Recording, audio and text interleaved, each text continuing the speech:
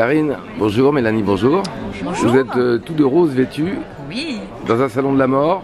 Oui. Pourquoi? Parce que c'est d'abord un salon de la vie, avant d'être un salon de la mort, et qu'on a l'habitude, par rapport à nos activités professionnelles, d'être habillés de couleurs vives parce que ça nous plaît et que c'est la vie, quoi. Voilà. Bon, petite touche de gaieté. Exactement. Alors, que faisiez-vous? Que faites-vous dans la vie? Du toilettage un peu particulier. Alors, moi je suis ethnologue, Ouais. docteur en ethnologie, spécialiste des soins de conservation en France. Donc, Ouais. voilà. Et Karine?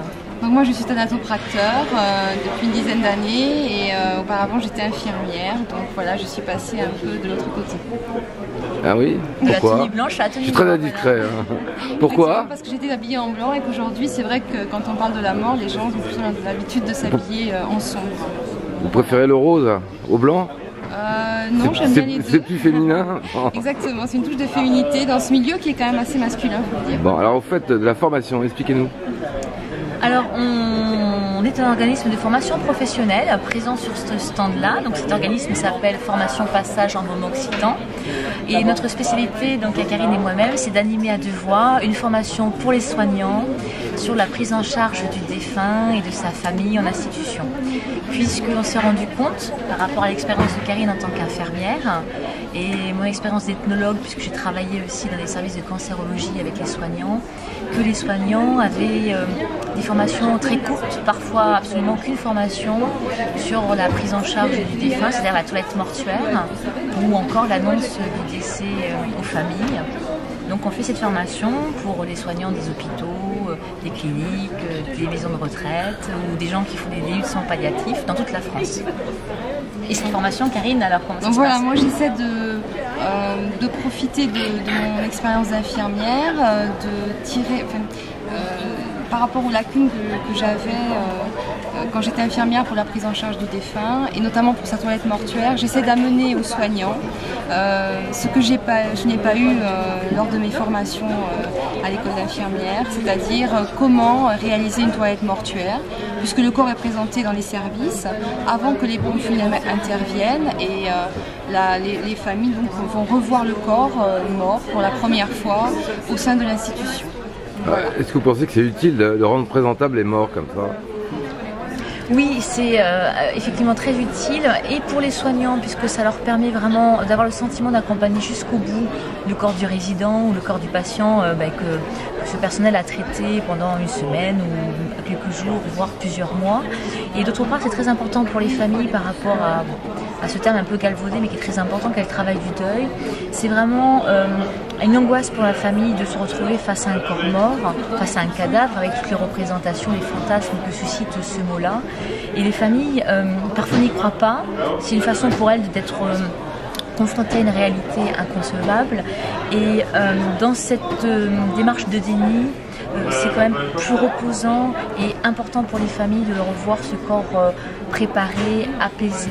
Ça permet de se concilier ce corps mort, le corps du défunt, de l'honorer, et comme Vincent Thomas l'a formidablement écrit, de pouvoir, grâce à ces petits rites qui paraissent insignifiants, et pourtant cette préparation est rituelle pour les gens, parce qu'ils font partie cette préparation fait partie des rites de retenue, d'être pour les familles, avoir le sentiment d'être en paix avec le défunt, comme l'écrivait très très bien Vincent Thomas. Dans la pratique, ça fait quelle impression de s'occuper d'un mort comme ça? En fait, j'avais l'habitude tout de même de m'occuper donc effectivement des vivants, mais ces vivants à un moment donné décèdent, et j'avais donc déjà une familiarité avec les défunts. Mais c'est vrai que la technique de thanatopraxie est quand même a été une découverte, et les premières fois c'était assez impressionnant, mais plus on voit de défunts, plus on voit de corps morts, plus on se familiarise avec, et finalement plus ça devient naturel et moins c'est difficile. Banal? Pas banal, non. Je pense que l'humain n'est jamais banal. Bon. Est-ce que c'est une affaire rentable? Quoi, la formation? Oui. On débute, on a donc que 3 années d'existence. Ah bah c'est déjà pas mal, 3 années. C'est bien, oui, donc justement Vous avez passé le cap des 3 ans. On a passé le cap de 3 ans et ça fait donc notre volonté de participer au Salon de la Mort, c'était aussi de pouvoir diffuser notre travail, qui est pour l'instant peu connu parce que ça fait que 3 ans, qui est une formation unique en France parce qu'on anime cette formation à 2 voix. L'ethnologue et l'ancienne infirmière thanatopracteur, donc la théorie et la pratique en même temps, l'ethnologie illustrant et donnant un sens aux pratiques. Et voilà, donc on avait envie d'être présente pour montrer qu'il existe véritablement un lien entre le monde des soignants et le monde des morts, puisqu'à un moment donné, quelqu'un décède et que cette personne-là et sa famille va être prise en charge par les soignants et accompagnée vers le monde des morts. Vers le monde funéraire. Le monde funéraire, pardon. Oui, la distinction, pourquoi? La distinction entre le monde des morts et le monde funéraire. Ouais. C'est vrai que le monde funéraire s'occupe du monde des morts. Voilà comment je pourrais l'interpréter. Pendant ce salon, vous avez eu des contacts intéressants? Oui, on a eu beaucoup de gens qui Ça sont fait venus déjà nous 2 voir. jours que vous... Oui. Voilà, donc effectivement, on a eu pas mal de soignants qui ont été intéressés par notre formation et donc on espère que ça portera des fruits. Parce que c'est une première à Paris. Hein. Oui, vraiment. Voilà. Et d'ailleurs, on sera à Paris, on organise avec le groupe AFAR une formation au mois de juin. Voilà, sur la toilette mortuaire et l'accompagnement des familles endeuillées. Merci mesdames. De rien, merci beaucoup.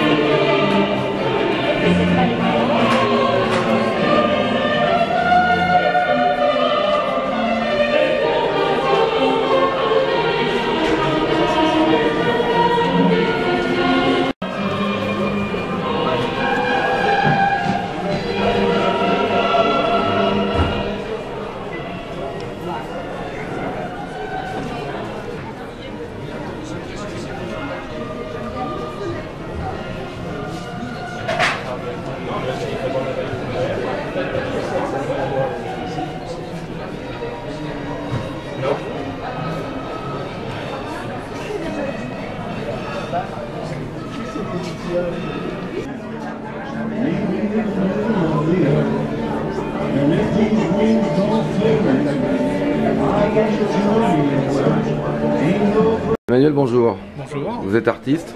Évidemment. Bon, quelle est votre spécialité? Alors en gros, je balaye tous les champs de recherche et de création, sauf la peinture. Je suis brodeur, graveur sur bois pour imprimer des images. Je dessine beaucoup. Je fais de la sculpture. Je fais de la céramique.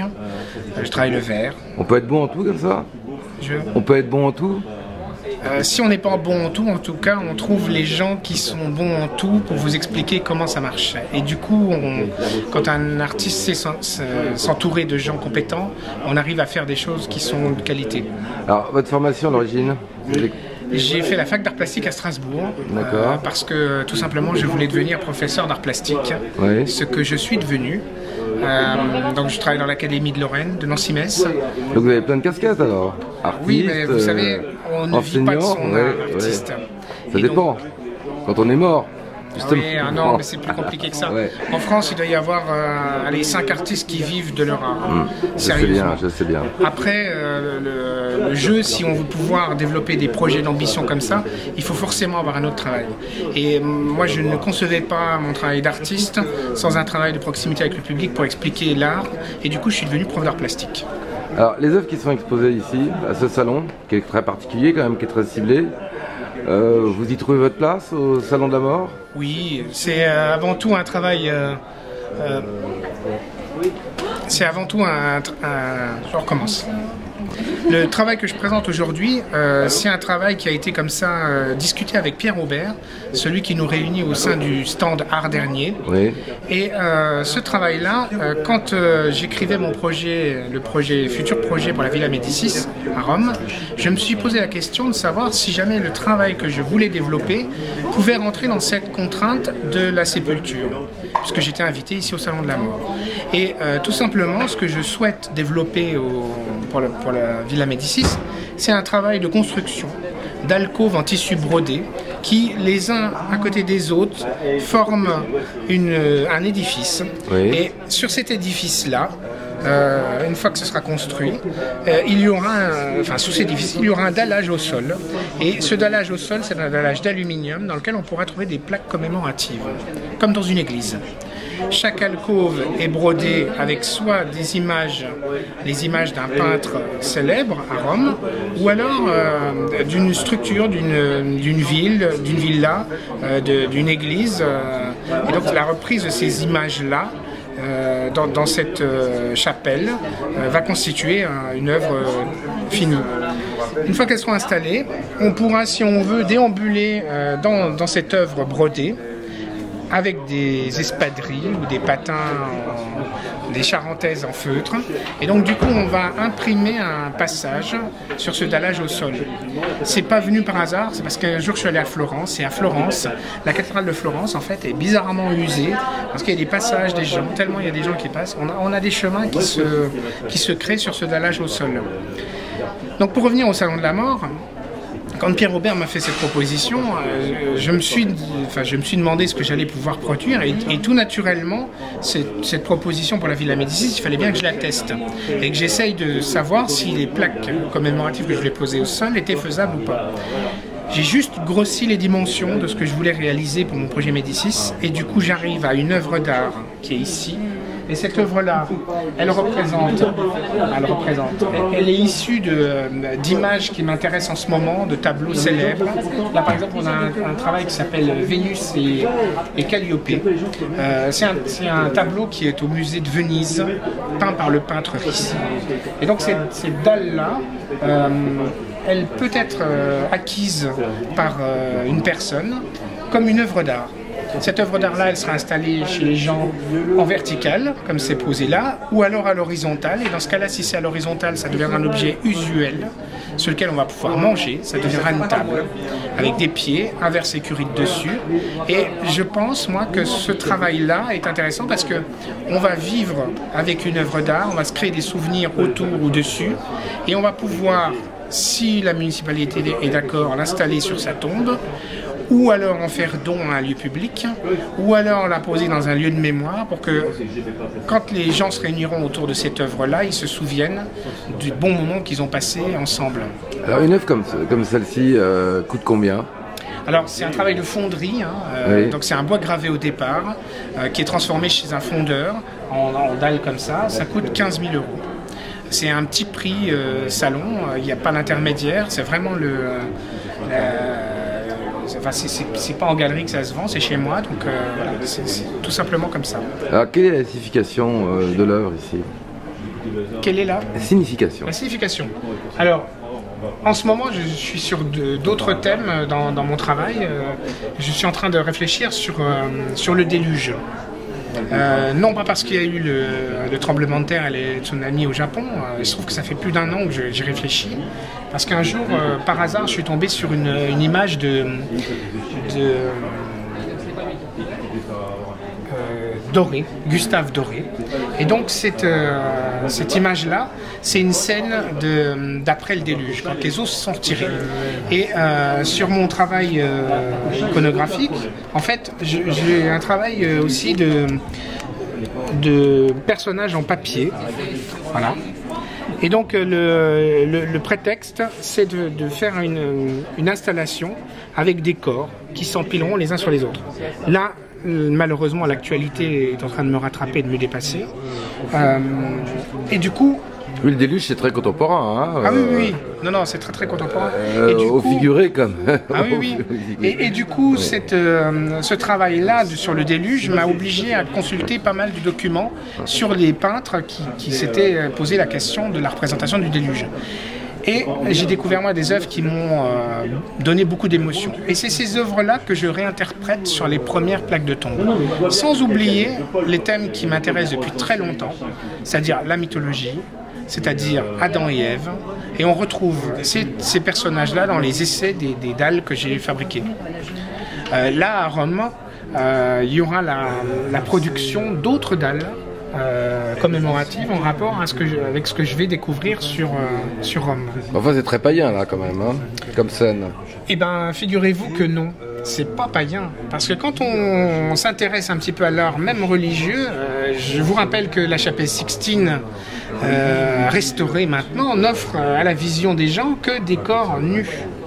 Ces corps nus, il faut bien s'imaginer ces corps ne représentent que les humains dans un espèce de paradis perdu maintenant, mais un espèce de paradis où il ne régnait ni la passion, ni le sexe, ni tout ce qui peut nous perturber là. Et donc du coup, moi, mes personnages, depuis très longtemps, depuis presque 20 ans, ils représentent cette chose-là. C'est ce paradis perdu. Vous êtes croyant vous-même ? Je suis plutôt humaniste maintenant, mais j'ai une culture... j'ai appris plein de choses. Pour moi, maintenant, la religion, c'est de la mythologie. C'est une mythologie parmi tant d'autres.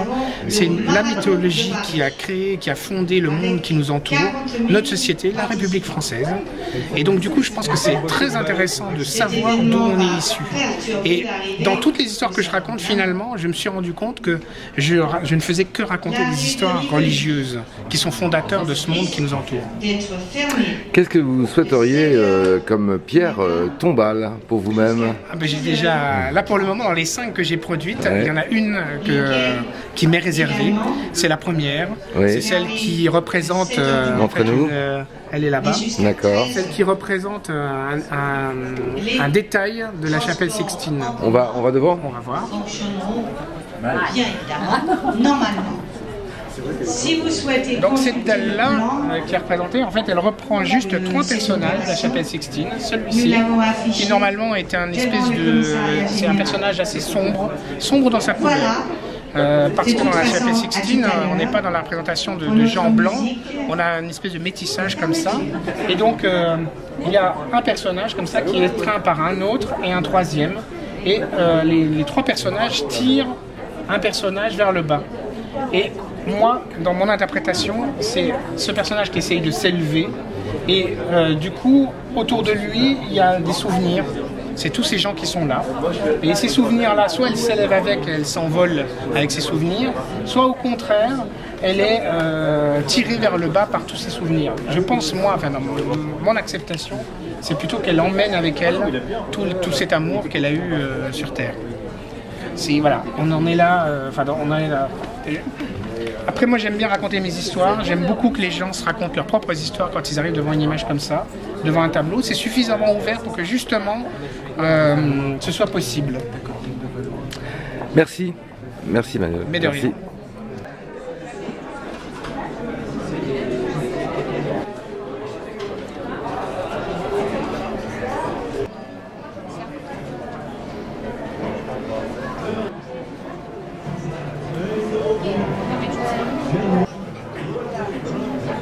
Voilà.